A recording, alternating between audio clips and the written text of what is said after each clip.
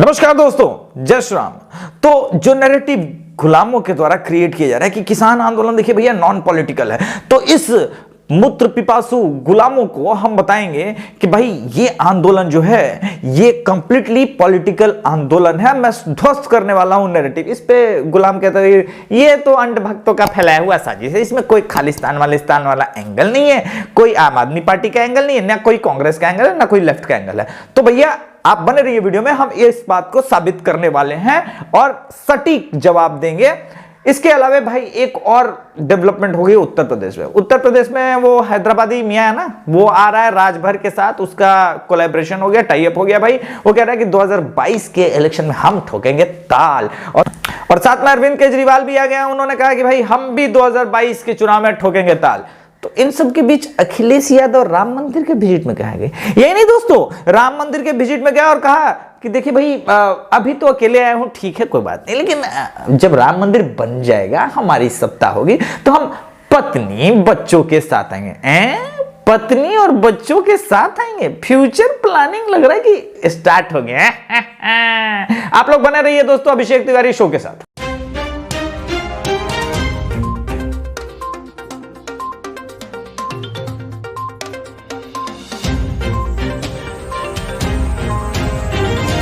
Union Minister Harsimrat Kaur Badal has slammed Congress. She accused the Congress of spreading confusion among people with regard to ordinance brought by the centre on farmers.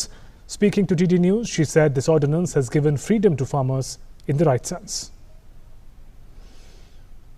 आज देश भर में जो ये किसानों को भड़काने की बात की जा रही है, ये भ्रम पैदा किया जा रहा है कि मोदी साहब ने 3 ऑर्डिनेंस जो लेके आए हैं मोदी सरकार, उससे किसानों का बहुत बड़ा नुकसान होगा और पंजाब हरियाणा में एमएसपी खत्म हो जाएगा, मंडीकरण ढांचा खत्म हो जाएगा।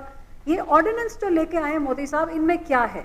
इनमें एक तो लिखा है कि किसान को आज से बाद आज़ादी देश भर में है कि उसको जबरदस्ती मंडी के राही नहीं, वो अपनी फसल देश के किसी कोने में बेच सकता है।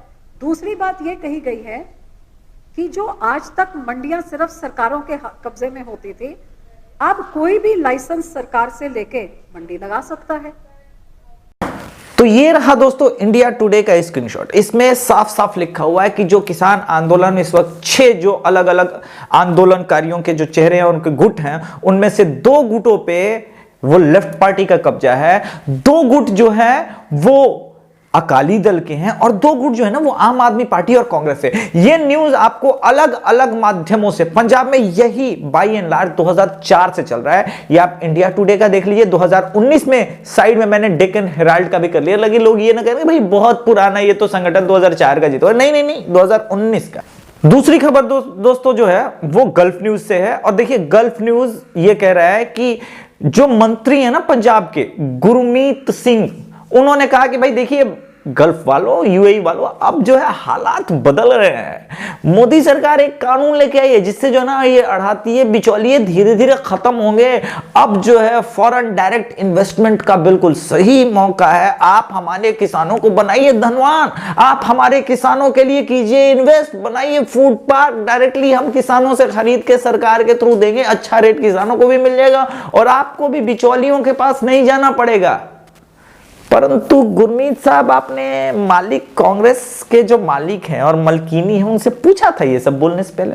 अब दोस्तों इस न्यूज का इंपैक्ट देखिए। बाहर के देश और बाहर के मुल्क के लोग यही सोचेंगे कि भाई इंडिया के एक मंत्री तक की हैसियत नहीं है, कानून चाहे कुछ भी पास हो जाए, वो जिस कानून के समर्थन में था और जिसके लिए हमारे साथ बात कर रहा था, डील कर रहा था, आज उसकी पार्टी उसी के खिलाफ बैठी हुई है। यही नहीं, जैसे कि खुद कैप्टन अमरिंदर सिंह कह रहे थे कि भाई रिलायंस वालों के साथ हमारी पूरी डील हो गई थी, 3000 करोड़ का फूड पार्क बना रहे थे। दोस्तों इन सब के बीच आप सोच रहे होंगे, ये तो मैंने साबित कर दिया कि हाँ ये एक पॉलिटिकल सुनियोजित ढंग से जो आंदोलन हो रहा है, इसके पीछे कंप्लीट पॉलिटिक्स है। दूसरा मैंने ये साबित कर दिया कि ये आंदोलन और ये तमाम चेहरों के पीछे जो कुछ भी है वो बात की बात है, परंतु इस देश में कितना बड़ा किसानों के लिए एक्चुअली में क्रांतिकारी बदलाव होने वाला था, आपने गल्फ न्यूज का ये भी लिंक देख लिया।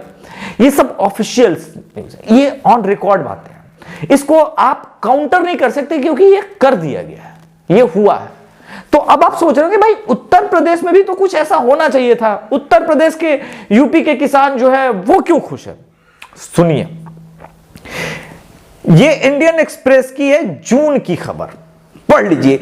1 लाख करोड़ गन्ना किसानों को उत्तर प्रदेश सरकार ने दी। आपने कभी सुना प्राइम टाइम में कि आ रहे हैं, वाह योगी जी आपने कमाल का काम किया।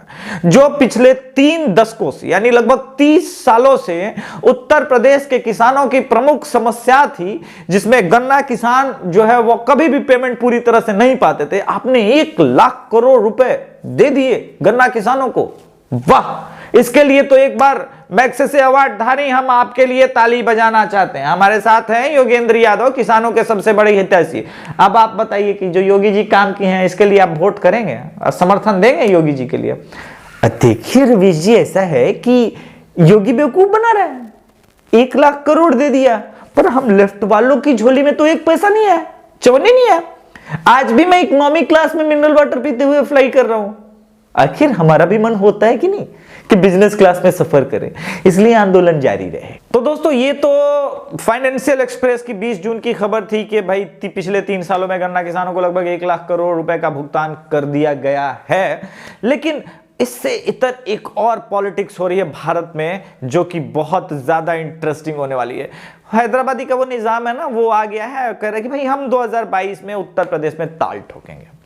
इसके बाद आम आदमी पार्टी के केजरीवाल जो है उन्होंने बोला भाई सब पार्टी चीटर है, हमारी बात मानिए, हमारे 2022 में पूरा उत्तर प्रदेश में चुनाव लड़ेंगे और उत्तर प्रदेश को अच्छा मुल्क बनाएंगे। तो भाई अब मुस्लिम वोट तो और बटेगा, मुस्लिम वोट बटेगा तो बट नेचुरल है, बीजेपी को फायदा होगा। तो भाई अब मुस्लिम वोट के भरोसे तो जीता नहीं जा सकता ना, ये तो वास्तविकता है। और वैसे भी भारत के जो मुसलमान हैं वो ऐसी के प्रति अपनी श्रद्धा कितनी साबित कर चुके हैं, ये आपको मैंने अपने बिहार वाले इलेक्शन में बताया था कि कैसे बिल्कुल चिकन नेक की तरह जो स्पॉट है, वही स्पॉट जो इंपॉर्टेंट स्पॉट्स होते थे, उन स्पॉट्स पे ओवैसी की पार्टी ने कब्जा किया है और चुनाव जीता है। तो खैर ये तो बात पुरानी होगी, आप लोग पुराने उस वीडियो में देख लीजिएगा वापस जा करके। लेकिन राजभर के साथ गठबंधन के बाद और अरविंद केजरीवाल की एंट्री के बाद फैमिली प्लानिंग का नेक्स्ट चरण करते हुए अखिलेश यादव ने बोला, देखिए हम आ गए हैं अयोध्या के राम मंदिर में, जय हो प्रभु श्री राम की जय हो। हमारे पिताजी ने कार सेवकों पे गोलियां चलवाई थी, भूल जाओ। अब हम आ गए हैं राम के शरण में और हम कह रहे हैं कि हम फिर से आएंगे, हम कह रहे हैं कि हम फिर से आएंगे बीवी बच्चों के साथ जब राम मंदिर बन जाएगा। मेरी श्रद्धा प्रभु श्री राम में अटूट है। अब इस पॉलिटिक्स के क्या मायने हैं? इसका मतलब यह है कि इनको भी पता है कि मुसलमान वोट छिटक रहा है। बसपा और सपा और कांग्रेस तीनों को पता है कि ओवैसी की एंट्री के साथ ही मुसलमान वोटों में जबरदस्त बिखराव होगा। और फिर अरविंद केजरीवाल भी तो ताल ठोकने आ गए हैं। नमस्कार, मैं अरविंद केजरीवाल बोल रहा हूं। तो वो दिल्ली से उठ करके उत्तर प्रदेश में अपनी बोलियां बोलने को तैयार हैं। उनके पास जो है वोट बैंक क्या है, यह सोचना पड़ेगा। ये तमाम सेकुलर पार्टियां, जैसा कि आते हैं ना राहुल गांधी हर एक चुनावी रैली में और यूं चढ़ाते हैं और कहते हैं कि भाई अब देखिए एक यहां पे हम अलीगढ़ मुस्लिम यूनिवर्सिटी बनाएंगे, चाहे वो बिहार का चुनाव हो। उन्होंने बिहार के चुनाव में भी सीमांचल में जाके बोला था हम यहां पे अलीगढ़ मुस्लिम यूनिवर्सिटी देंगे, और हिंदुओं को क्या देंगे? तंबूरा। इस प्रकार के जो चुनावी वादे थे अब खूब देखने को मिलेंगे। लेकिन इस बार थोड़ा रिवर्स इंपैक्ट होगा। इस बार सॉफ्ट हिंदुत्व की लाइन पकड़ेगी बसपा भी और सपा भी, क्योंकि उनको पता चल गया है कि ना तो मेरा डीवाई समीकरण यानी दलित मुस्लिम समीकरण काम करने वाला है अकेले, और ना ही माई समीकरण। और वैसे भी अब सिर्फ इस समीकरण के ऊपर उत्तर प्रदेश में चुनाव जीतना असंभव है। उसका कारण योगी है ना, अभी बताया ना कि 20 जून वाला फाइनेंशियल एक्सप्रेस वाला खबर। किसानों के पास योजनाएं पहुंच रही है। उत्तर प्रदेश में किसानों के अकाउंट में पैसे पहुंचते हैं, किसानों के अकाउंट में उनकी फसलों के पैसे पहुंचते हैं, किसान निधि योजना के पैसे पहुंच रहे हैं, सिलेंडर पहुंच रहा है, कॉलोनी बनने के पैसे पहुंच रहे हैं, शौचालय के पैसे पहुंच रहे हैं। हर एक योजना जमीन तक पहुंची है। और जब जमीन तक योजनाएं पहुंचती हैं तो लगता है कि दिल्ली में बदलाव है, स्टेट में बदलाव है। इसलिए अब सिर्फ कास्ट बेसिस समीकरण पे जो लोग चाहते हैं कि चुनाव जीत जाएंगे, उनके लिए बुरा सपना है। वैसे दोस्तों एक खबर और मजेदार है, वो है केरल के तिरुवनंतपुरम में भी डंका बजने लगा है भाजपा का।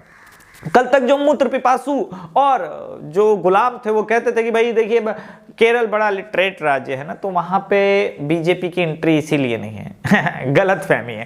केरल के लिटरेट राज्य से सो कॉल्ड लिटरेट लोग तो जा रहे हैं आईएएस में, लेकिन भाजपा ने अपने दरवाजे खोल लिए और तिरुवनंतपुरम के 31 में से 18 सीटों पे जो है नगर निगम में बज गया है डंका। इसका मतलब क्या है? आने वाले चुनाव में लोकसभा में आप देखेंगे कि पहली बार केरल में भी खाता खुलने वाला है। वैसे हम आंध्रा में काफी मजबूत हो चुके हैं। चलते चलते एक आंध्र प्रदेश से इंटरेस्टिंग वीडियो, हुलेलैया को किस प्रकार से जय श्री राम का नारा लगा करके हिंदुत्व की जो हमने नई पौध उगाई है और गली गली तक हिंदुत्व और जय श्री राम को पहुंचाया है, उसका एक उदाहरण देख लीजिए। जय श्री राम। मजा आएगा वीडियो देख के। गट्टिगा जय श्री राम।